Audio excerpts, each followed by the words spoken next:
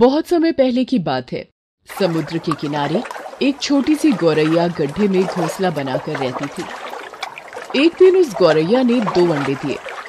सुबह हो गई है, मैं दाना चुग कर आती हूँ, तब तक मेरे अंडे यही हैं। यहाँ भला किसको पता मैंने 2 अंडे दिए हैं। मैं जल्दी से दाना चुग कर आ जाऊंगी। गौरैया दाना चुगने चली जाती है।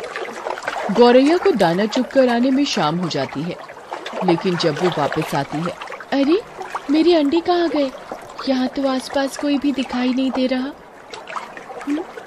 ये समुद्र मुझे देखकर हंस क्यों रहा है? समुद्र, क्या तुमने मेरे अंडे लिए हैं?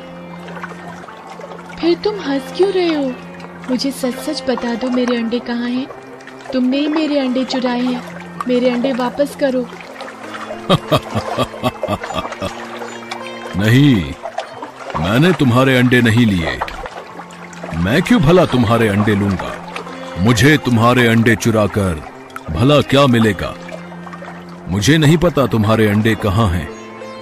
मुझे परेशान मत करो। ढूंढ सकती हो तो खुद ढूंढ लो अपने अंडे। समुद्र की बातें सुनकर गौरैया को गुस्सा आने लगा। वो समुद्र से बोली, अगर तुमने मेरे अंडे वापस नहीं किए तो मैं तुम्हें पूरा सुखा दूंगी।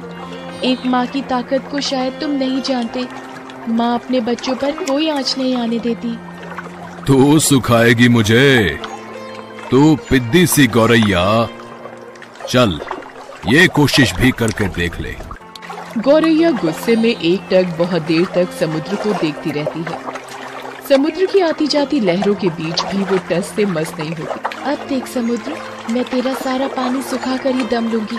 गौरैया गुस्से में अपनी छोटी सी चोंच में समुद्र का पानी भरती और किनारे पर उड़ेल देती।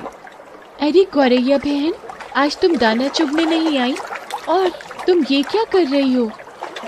मैं समुद्र का पानी सुखाकर अपने अंडे समुद्र से वापस लूंगी। तुम जाओ, मुझे अपना काम करने दो। पर गौरैया बहन, ये कार्य असंभव है। इस तरह तुम समुद्र का पानी नहीं सुखा पाओगी। गौरैया ऐसे दृढ़ निश्चय के साथ अपने कार्य में लगी रही। जब वो थक जाती तब वो थोड़ी देर रुक जाती और फिर अपने काम में लग जाती। इस कार्य में गौरैया को 3-4 दिन हो चुके थे। इसी कारण भूखी प्यासी गौरैया की तबीयत खराब होने लगी। ये देखकर सभी पक्षी चिंतित हो गए।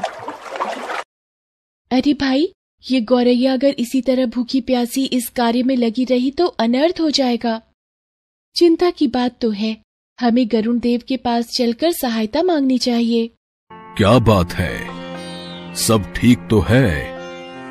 आज सभी पक्षी एक साथ मेरे पास आए हैं। गरुण देव, एक छोटी गौरैया अपनी जिद पर अड़ी है और इतने विशाल समुद्र का पानी सुखाने का प्रयास कर रही है। इसी वजह से गौरैया का स्वास्थ्य भी गिर रहा है। गरुण देव, गौरैया की मदद कीजिए। गरुण देव पक्षियों की प्रार्थना सुनकर समुद्र तट पर गौरैया के पास जाते हैं। गौरैया, मेरी चोंच थोड़ी बड़ी है। क्या इस कार्य में मैं तुम्हारी कुछ सहायता करूं? नहीं गरुण देव, आप मेरी वजह से परेशान मत होइए। ये मेरी लड़ाई है, मैं इसे खुद लड़ूंगी। मुझे किसी की मदद नहीं चाहिए। मैं ये कार्य खुद कर लूंगी। बच्चों की वजह से ये चिड़िया गुस्से में किसी की नहीं सुनेगी। इस वक्त इसके लिए अंडों को ढूंढने से ज्यादा महत्वपूर्ण कोई कार्य नहीं। मुझे भगवान श्री हरि के पास जाना होगा और उनसे विनती करनी होगी। अब वही कुछ कर सकते हैं। पक्षियों के राजा गरुण देव भगवान विष्णु के पास गए और प्रार्थना की। हे नारायण, आपकी जय हो। आओ पक्षीराज गरुड़ देव, किस कारण से आना हुआ? हे प्रभु, आप सृष्टि के रचयिता हैं। अब आप ही कुछ चमत्कार कर सकते हैं। ये नन्ही गौरैया जिद में आकर समुद्र का पानी सुखाने की ठान बैठी है, जो कि संभव नहीं है। गरुड़ देव, ये गौरैया कितने विश्वास के साथ निरंतर अपना कार्य कर रही है। मैं इसकी दृढ़ता देखकर अति प्रसन्न हूं। हे समुद्र देव, आप पीछे हट जाइए और गौरैया को अपने अंडे लेने दीजिए। आज एक माँ अपने बच्चों की रक्षा के लिए कोई भी जोखिम उठाने के लिए तैयार है। इसलिए मैं गौरैया के साथ हूं। आपको पीछे हटना होगा और गौरैया के अंडे उसे लौटाने। जो आज्ञा प्रभु। भगवान विष्णु की आज्ञा अनुसार समुद्र पीछे हट गया और गौरैया ने अपने अंडे निकाल लिए। गौरैया, मुझे माफ कर दो। आज तुम्हारा विश्वास जीत गया। मैंने कर दिखाया, मेरे अंडे मुझे वापस मिल गए। जिस तरह गौरैया का दृढ़ निश्चय सफल हुआ, इससे एक बात साबित होती है, यदि कोई भी व्यक्ति दृढ़ निश्चय कर ले तो असंभव कार्य को पूरा करने में ईश्वर भी उसकी मदद अवश्य करे। में पहले की बात है, एक छोटे से गांव में भगवान शिव का मंदिर था, जिसके ठीक सामने एक पेड़ पर एक चिड़िया रहती थी। उस चिड़िया के 3 छोटे छोटे बच्चे थे, जिनके लिए दाना चुगने वो गांव में जाती थी। वो चिड़िया भगवान शिव की परम भक्त थी। उसी गांव में एक सेठ सेठानी का घर था। उन दोनों की कोई संतान नहीं थी। इस बात से अक्सर सेठानी बहुत परेशान रहती थी। जब भी वो चिड़िया उस सेठानी को दुखी देखती तो भगवान शिव से सेठानी की गोद भरने के लिए प्रार्थना करती। हे भोलेनाथ, इस सेठानी की सूनी गोद भर दो और इसे भी माँ बनने का सुख प्रदान कीजिए। लेकिन सेठ बहुत ही कंजूस स्वभाव का था। वो ना तो कभी दान पुण्य करता और ना ही किसी भूखे को खाना खिलाता। एक रोज सेठानी गांव में जा रही थी तो गांव की औरतें उसे देख बातें बनाने लगी। वो देखो, किसी चीज की कमी नहीं है सेठानी के पास, लेकिन फिर भी आज तक माँ बनने के सुख से वंचित है बेचारी। भगवान भी सबको हर सुख नहीं देता। ये सुन सेठानी उदास होकर पेड़ के नीचे गई। उसी पेड़ की डाल पर बैठी चिड़िया को उस सेठानी को देख उस पर बहुत दया आई। चिड़िया जप करते हुए कैलाश पर्वत की ओर निकल पड़ी। कुछ समय बाद वो कैलाश पर्वत पर पहुंच गई। फिर माँ पार्वती ने उस चिड़िया से पूछा, तुम इतना परिश्रम करके आखिर किस उद्देश्य से यहाँ आई हो? माँ, मैं जिस गांव में रहती हूँ वहाँ एक सेठ सेठानी रहते हैं। उनकी कोई संतान नहीं है। कृपा कर आप उन्हें पुत्र सुख की प्राप्ति दे दीजिए।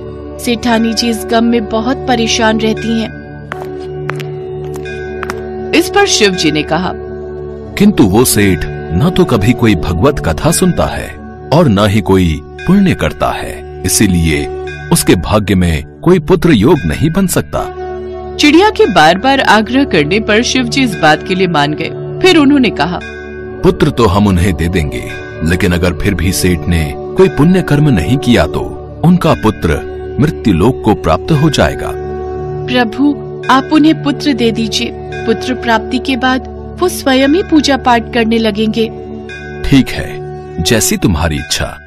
चिड़िया भगवान शिव की परम भक्त थी, इसलिए वो उसे मना नहीं कर पाए। प्रभु के मुंह से हाँ सुन चिड़िया बहुत खुश हुई और वापस गांव लौट आई। कुछ समय बाद सेठानी गर्भवती हुई और फिर 9 महीने बाद उन्होंने एक लड़के को जन्म दिया। आज मैं बहुत खुश हूँ, भाग्यवान। आज हमारा वंश आगे बढ़ गया। अब तुम देखना, मैं अपने इस पुत्र को हर खुशी दूंगा। जी, मैं सोच रही थी कि क्यों ना इतने बड़े अवसर पर हम गरीब लोगों को भोजन खिलाएं। नहीं, कोई जरूरत नहीं है। फालतू का खर्चा करने की कोई जरूरत नहीं है।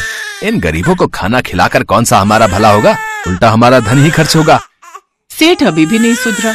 वो ना तो दान पुण्य करता और ना ही भगवान की पूजा पाठ करता। धीरे धीरे उनका पुत्र बड़ा हुआ।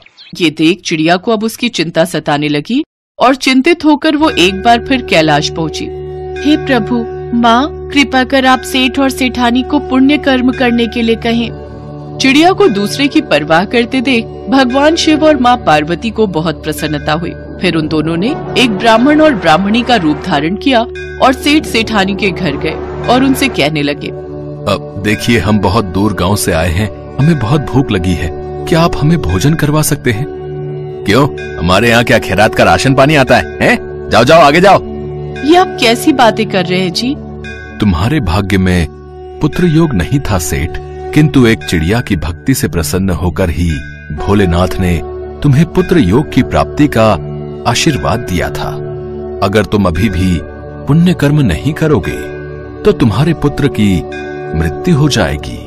ये बात सुनकर सेठ सेठानी रोने लगे और उस नन्ही चिड़िया को धन्यवाद कहने लगे। हमारे पुत्र के लिए एक चिड़िया भोलेनाथ से लड़कर हमारे भाग्य में पुत्र सुख दे सकती है, तो क्या हम अपने पुत्र की रक्षा के लिए पुण्य कर्म नहीं कर सकते? बाबा, महादेव जी के वो पुण्य व्रत कौन से हैं जिनको मैं धारण कर महादेव जी को प्रसन्न कर सकूं। ये सुनकर माँ पार्वती ने कहा, वत्स, महादेव का प्रिय व्रत महाशिवरात्रि है।